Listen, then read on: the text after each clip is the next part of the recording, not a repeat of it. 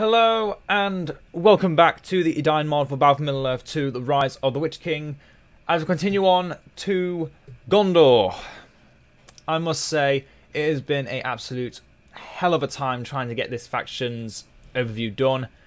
I just have such a hard time playing with Gondor sometimes, because I keep punishing myself trying against brutal Mordors.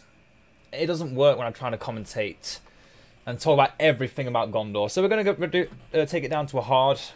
I'm going to see how we do from there. Also, I forgot I need to give back voices. Actually, no, I'm going to... Yeah. Make them a little bit quieter, though, because Gondor voices are very loud.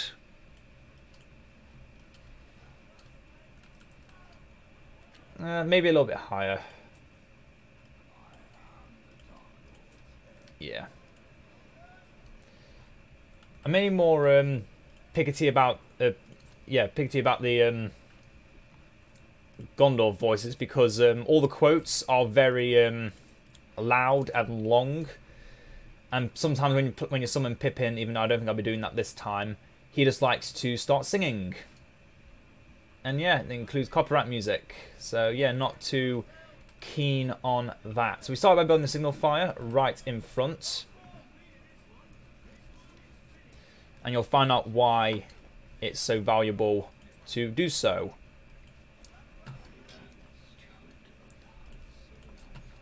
Denethor, let's reveal the map. There are a lot of layers about, and we're going to have some trouble making sure we keep the enemy out of our lands.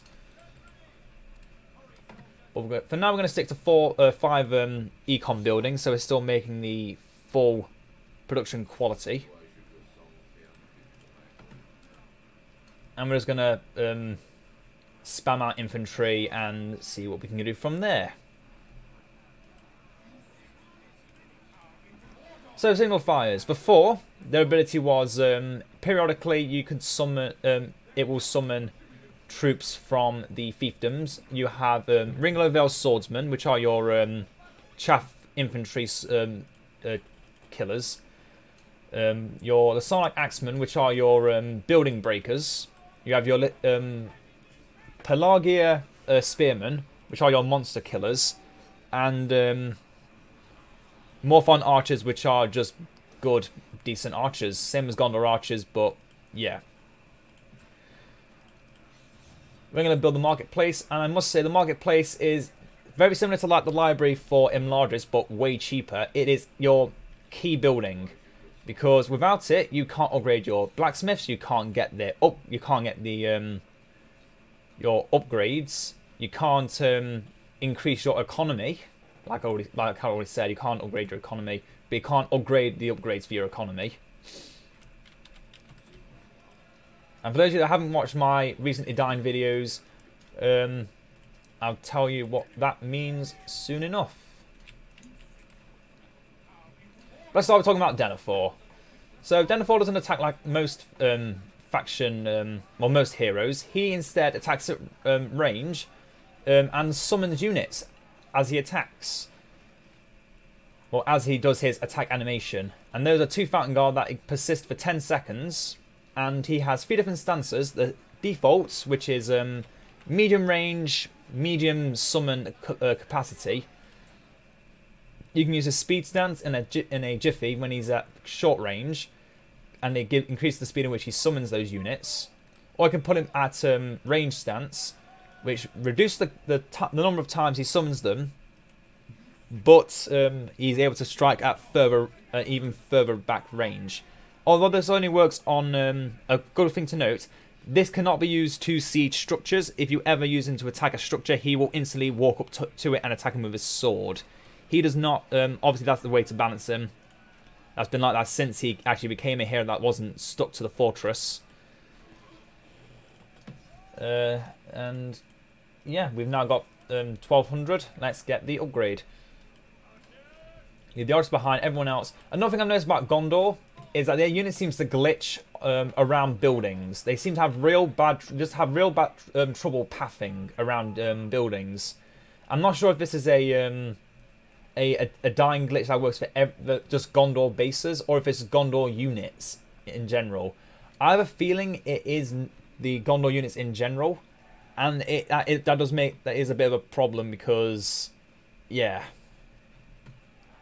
it's always a problem when your units decide to just do stuff when you don't ask them to, which I've had to go through several times when my units, even when on guard stands, just keep walking up to my enemy even when I throw them back so they can't get hit. They run in and they die. And Gondor heroes are very susceptible to that unfortunate rule where they just run in and die. Denethor, he isn't exactly a character you want to have thrown into the thick of things. He is best kept back to keep summoning his Fountain Guard. Pippin, as you can imagine, is weak because he's your scouting hero. Then there's Beregond, which I'm now going to bring out. He's more of a defensive character, a defensive hero. Boromir is more of a leadership hero. And if he gets too low and you don't notice in time, he will do his last stand and then you can't bring him back and he just dies. Sad. But you can't use heal anyway because you don't have heal anymore. But I mean, like Aragorn's Athelas. Aragorn is probably the only exception because Gandalf is also quite weak to use it, just getting hit by accidentally getting thrown in and not lasting long enough. Pardon me. A little bit exhausted from trying to record all day, and it just keeps going wrong. So Beregond, has he had any changes? I don't think so. I think he is exactly the same. In fact, no, I know he's exactly the same. It's just everything that goes on around him has changed, which doesn't make too big a difference. It does not. Once that's finished upgrading, we can get the next upgrade. Because I've noticed for Gondor is, you don't need to worry about your early game. As long as you have cavalry to cut down any units that decide to go out of the way to annoy you, which happens to me a lot more than I'd like. Beregond, walk up to them, summon your Guardians of the Third Company. Yeah. Personally, I don't like building the stables because it is literally just for one unit and an upgrade for that one unit. So it feels kind of pointless. But from what I learnt in the past, it is actually quite good. And we're going to build a well for our cavalry to take a rest at every now and again.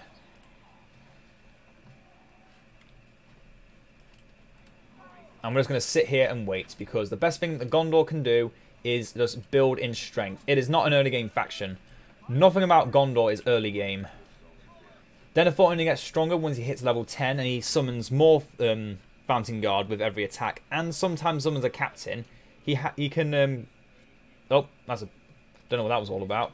But he can give every unit damage but doesn't gain any experience for a short time. He can give all units... you can make all units from the barracks and archery range. I don't know if it affects the stables as well. Let's just find out. It does not affect the stables. Okay. But basically now, all my basic troops, my Anorian, spears, swordsmen and archers cost half as much, get summoned a little bit quicker, but they cannot turn into their special unique formations or gain any upgrades. They are just that. Cheap units for a emergency. Because that's what Denethor's all about. In his abilities. But otherwise, he is a very good hero. He is a very good hero. I'd say he's the second best hero, if not the best hero, because he actually gives early game presence, which again, even though Gondor doesn't want early game... Sorry, no. Even though Gondor doesn't have a an early game win condition, having early game presence with someone like Denethor is very good. And you should... I wouldn't say I've perfected micromanaging him, but I would say I do know how to keep him alive. These require level 3 stables, and stables but takes so long to upgrade. We're going to upgrade this and get the forged workers' tools, because that's where most of our current, because we have more econ buildings on the outside, of the inside than the outside of our base. And if I can actually remember to command group these knights, gonna have them go off and do some hunting. Yeah, it's gonna run right through here. Do not want to be clearing that out with one unit of the knights anyway. I mean, I probably could. They are really good. Gondor Knights. I honestly keep giving Gondor Knights a bad rep, but they are actually pretty decent against anything but pikemen. I feel like that might also come from that might string from my original bottom mod video for Gondor, saying that the knights were terrible because their charge didn't work and such. But they are good. Do not think that they are bad. They are actually really good. We are going to move back though. We are going to move back out of the way, because we're not going to have enough strength to destroy one of their farms, because they've already built up their barricades, their siege towers, and a gate watcher. So, yeah. Attacking the enemy base is futile at this moment in time. We are going to get some archers, because we are in need of some archers. I'm going to send our cavalry back to heal. And we're then going to get, once this is upgraded, we're going to get the iron ore. Oh no, we're going to get the grand harvest. All farms produce extra econ. This is going to run straight past my... Okay. Oh, I can't get any more because I've hit the command point limit. Come on. Where's my money?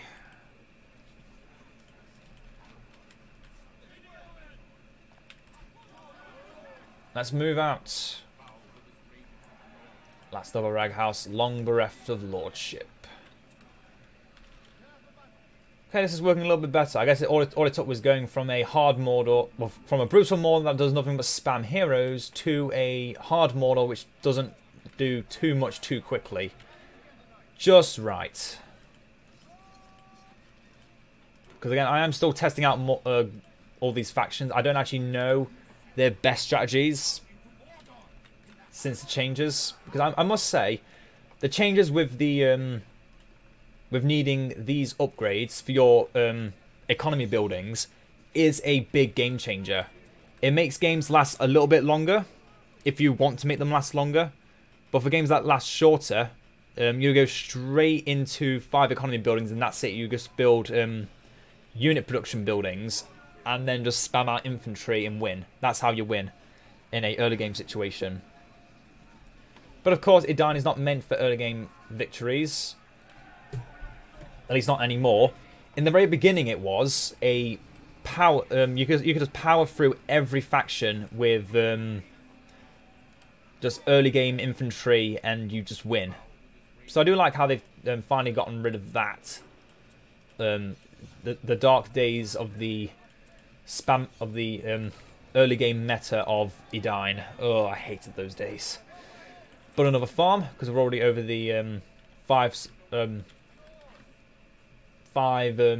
resource building limit, so we might as well keep building more, because if you didn't know, the supply routes for every 5 econ buildings, if you build one more, you lose production on all your economy buildings up to 37, if you ever get to 37 structures produce resources, and that takes them down to all of them having 37 production quality, which is basically their way of saying, yeah, we make late game factions. We allow for the comeback mechanic, which is very cool. I do enjoy the possibility of making a comeback mechanic work. Although I don't think that if you're on the back foot for most of the game, unless you want the game to last for an hour and a half, you can't come back from just being stuck at your base all the game. It can't be done. I personally don't think it can be done. I will be testing it to find out, but Honestly, if you get locked in your base for the entire game, have nothing but your interior structures, every other structure is owned by your enemy, and they spam out siege equipment, and you have no way to counter that, it does feel like there is no comeback to that. It's going to get an easy 447 resources, thanks to tax abatement. But now the farm doesn't do anything for a while, so it's currently not too good. Back when you had the pantry upgrades and such, you could just go for both those upgrades, and you'd instantly get the any level 1 built farm or townhouse to level 3. It never worked on. It never ever worked on blacksmiths, because obviously blacksmiths are not. You can't tax a blacksmith, and if you can, I am very surprised. Yeah, we're gonna now go for the iron ore and start getting our upgrades, because yeah, Gondor actually has a decent economy. If you don't, as long as you don't spam out your units, you actually protect your units. You don't have to spam them out because you're not a faction that needs to spam them out. I mean, I'd say Gondor is in the center when it comes to needing to spam out units. You don't have to, because you can just get fiefdom units, which are for free from here. Yeah, they take time, but they're still really good. And then you can Denethor with emergency mobilization for even cheaper units. Again, in a very dire situation. And we're now going to get Gandalf. Because yeah, Gondor heroes are actually really good. Also because you have heroes that benefit your heroes quite a bit. Aragorn, for example, with his King's Foil, heals all your heroes. Only Arwen and Ugluk also have a heal, similar to King's Foil. But Ugluk only affects the Orc hero, himself and Lurtz, and Morher, if you count Morher. Or am I thinking of a different mod? No, he does only affect the Uruk-hai. But then we have Beregond, which once he hits level 10, all of his abilities, such as the Guards of the Third Company, now also affect heroes. He also gets Hold Ground, which fallen members of allied troops which will be regenerated near a building. So he basically makes a temporary well that doesn't heal the units, but does give you more troops, which is always good to have. Then you have all nearby allied buildings become invulnerable for 30 seconds. Then it becomes buildings and heroes are invulnerable for 30 seconds. Yep. Really good. And then you have characters like Gandalf, which are your chaff carry. The best way to kill off enemy chaff. And obviously he starts in his grey form because that's how it goes with Gondor.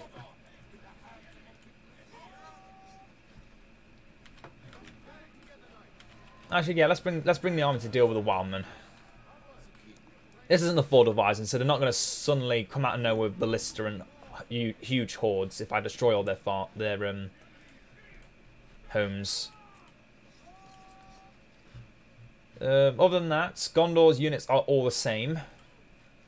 Archers, you can get fire arrows from the archery range when it hits level 3. Soldiers and pikemen, your normal units that can be discounted with Denethor. Then you get the Tower Guard, which are your first elite units, which are basically the Palace Guards, but also have a stance that gives them even more armor at the cost of a lot of speed. Then you have the Guardians of the Citadel, which are a pike or sword unit, which is very unique. Not many factions have the ability to change between pike and sword. In fact, they are the only unit in this game, this mod, sorry, that goes between pike and sword. I think. Yes, they are. They are the only ones. There's some aid from Pelage, because I noticed some trolls and catapults and Nazgul. Oh my. Let's build a farm. And let's prepare to fight back. You know nothing of this matter. I see the map. I see a troll. Pelage Trollbenders are also called. Trollbender formation. The Monster Slayers gain armor against monsters and cannot be knocked back but deal less damage. But yeah, they just break trolls. That's the main reason why you go against Mordor as Gondor, because you can get the troll bender unit, and then they just ruin all. What's fair? They do the same against cavalry, but it's more fun because they're actually called troll benders. They just break trolls so well. We got 3,000 again. Yeah, Gondor's economy equals really good. Get the 4 settlers tools. And yeah, just playing a bit more defensive, using the tax abatement where we need it to get quick money so we can get those important upgrades. And we have a full army, not upgraded, granted, not upgraded yet, but it is still a full army of units from the fiefdoms and of just our normal breed, the good old Gondor units.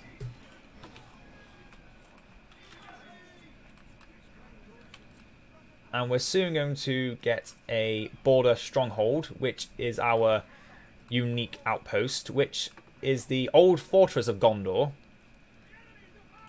And that's where we get Dol Amroth from.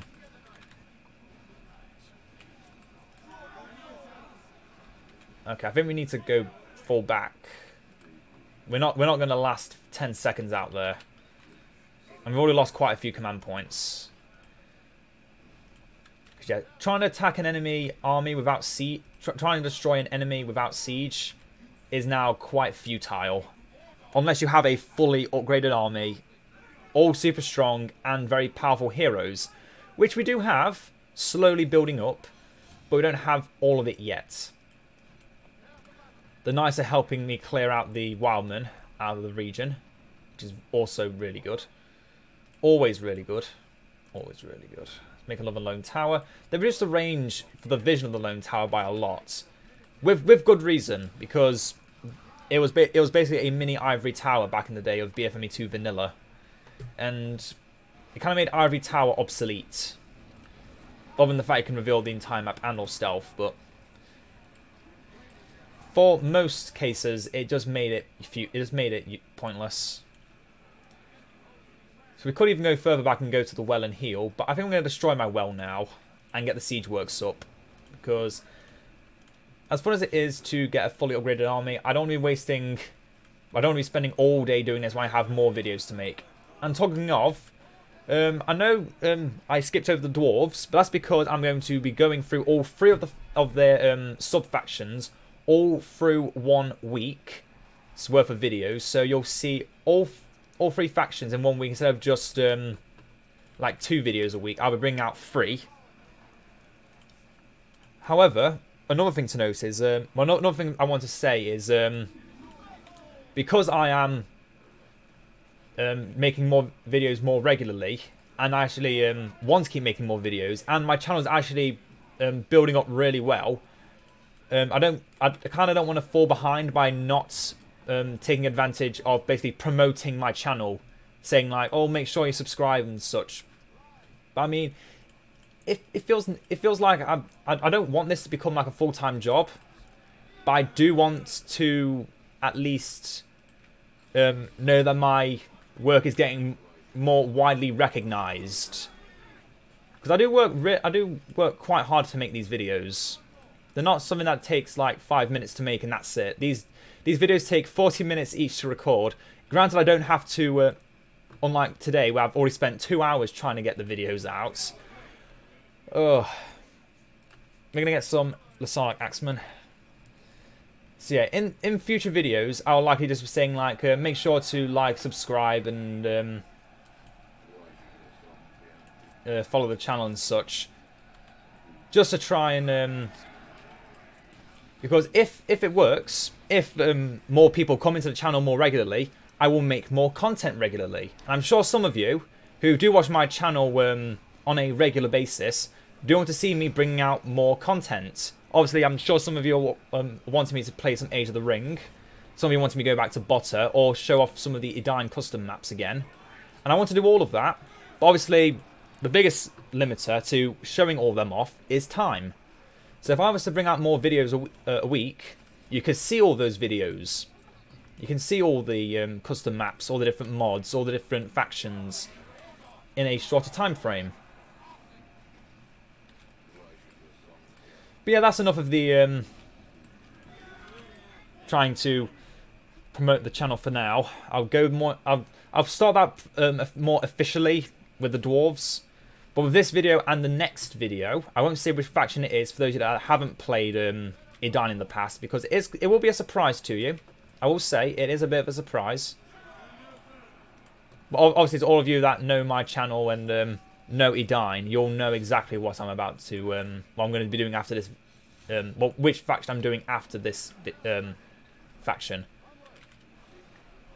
I'll give you a hint. It starts with an A, but they don't exist anymore. And no, it's not Angmar, because I've already done Angmar. So that kind of really breaks it down for you. Aragorn's still not level 4, so he can't turn into his 2 towers state. He's still Strider. But we're going to open our gates. Oh, he's level 4. Let's turn him into... not LSR, but let's get Gandalf the White as well.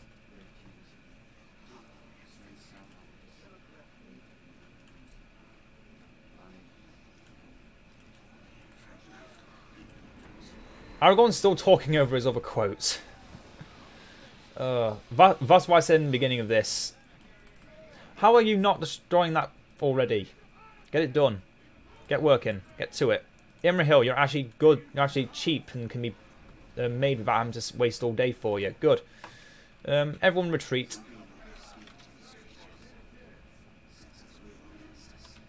Build a farm.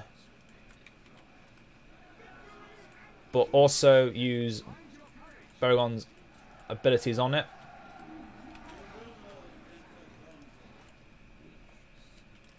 Will tax abatement work?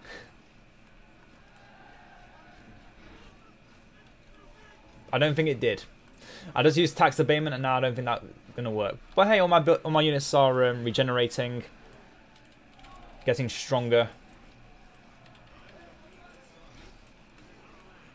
And now we have Imrahil, which should be on his horse as he comes out, just saying. Good ideas.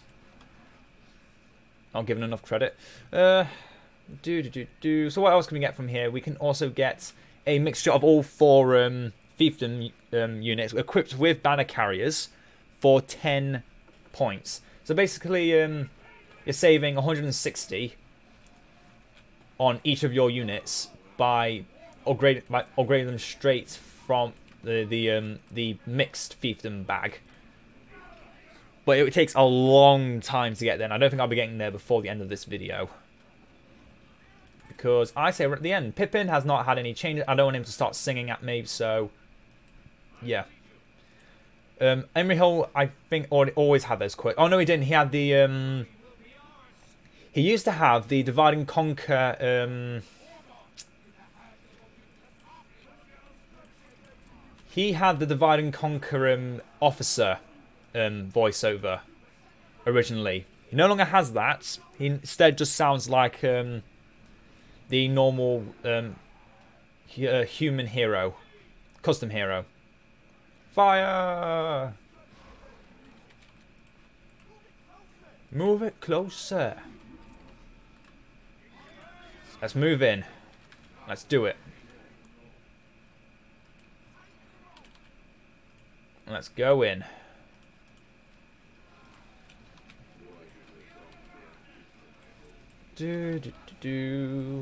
What units don't have upgrades?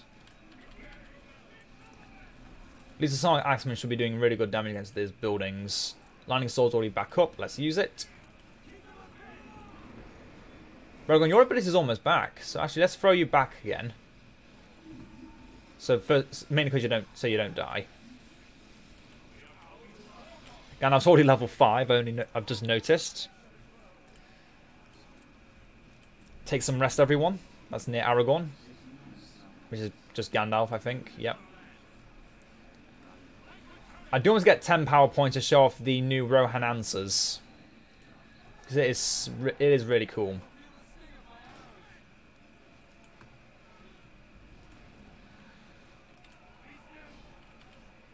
Get that heavy armor for my archers. And then now we've destroyed both of those buildings, fall back. Now I can let the trebuchets do the rest of the work. Line up the counterweight.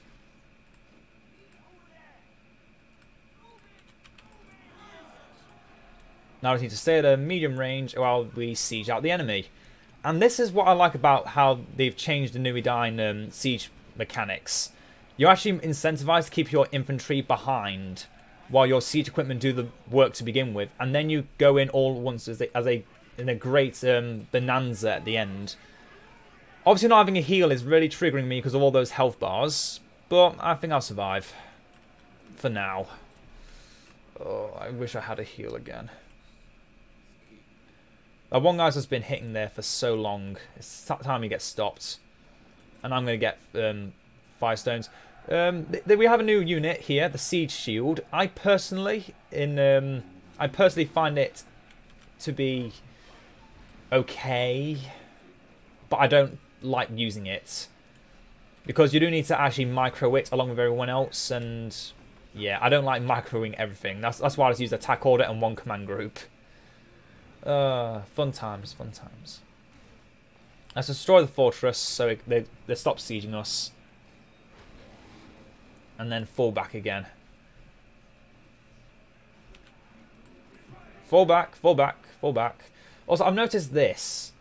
I think this is a glitch where the AI can summon the normal sentry towers on the 4 fortress upgrade towers, which should be barricades, which are a different building that's connected to the fortress, and when the fortress is destroyed, that building should go. Obviously, I know for a fact I can't do it. Because, yeah, I showed it off in the Mordor video. Yeah, let's get some Guardians of the Citadel.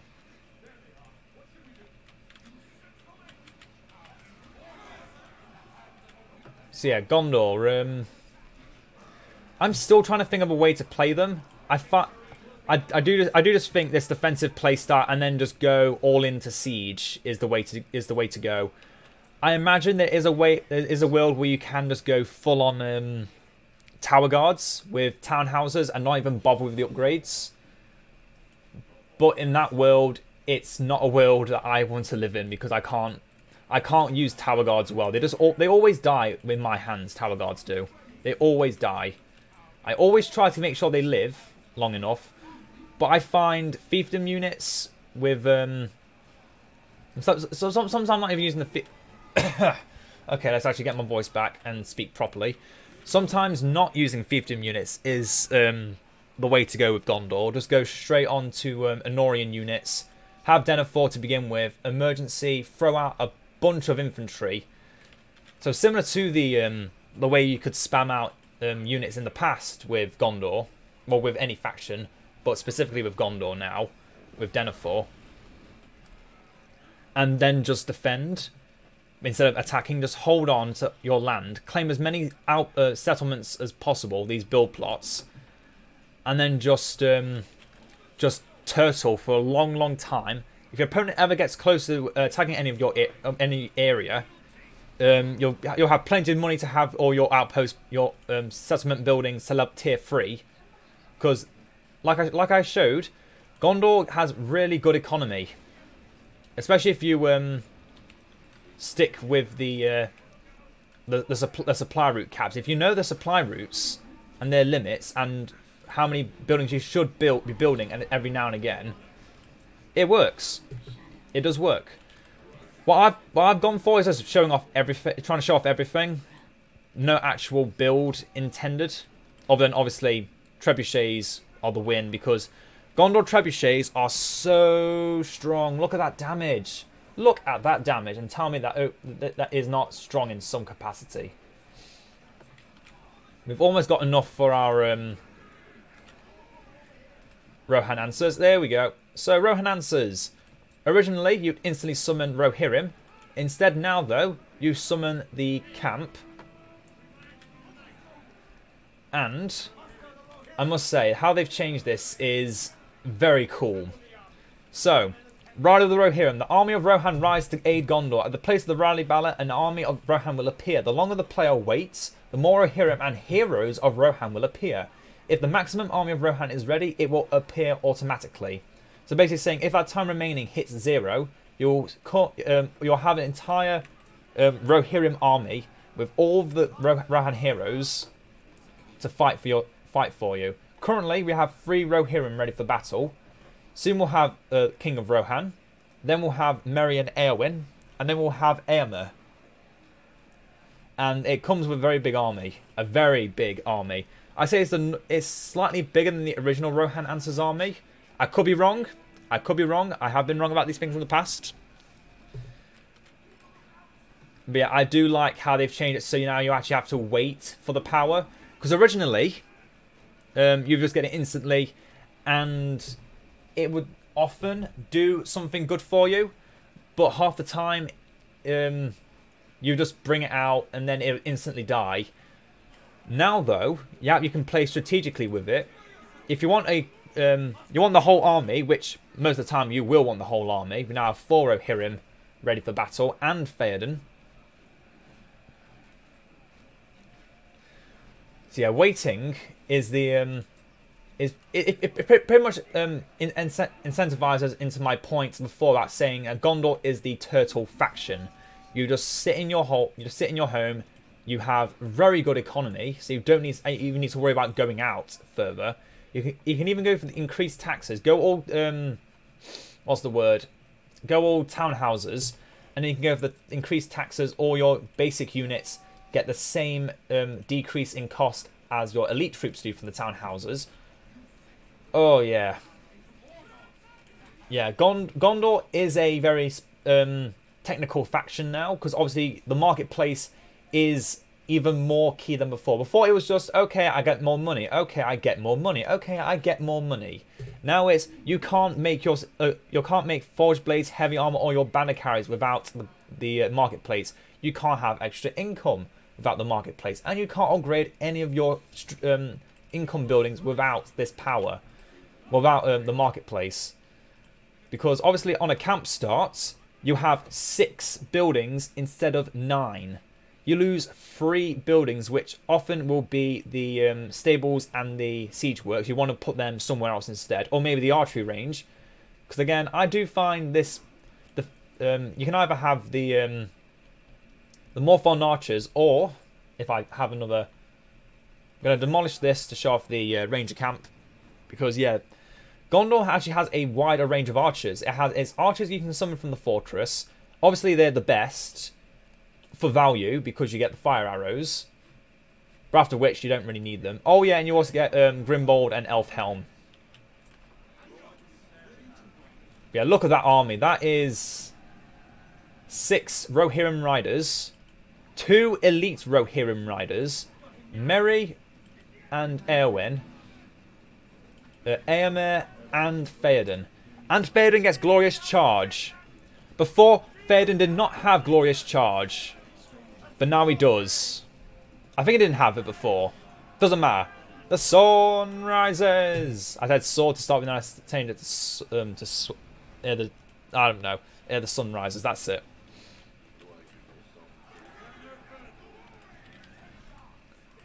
So yeah, Rohan Answers is a very big upgrade. Obviously, Army of the Dead in a army versus army situation is better, but Rohan Answers in a when it comes against an enemy fortress is actually better.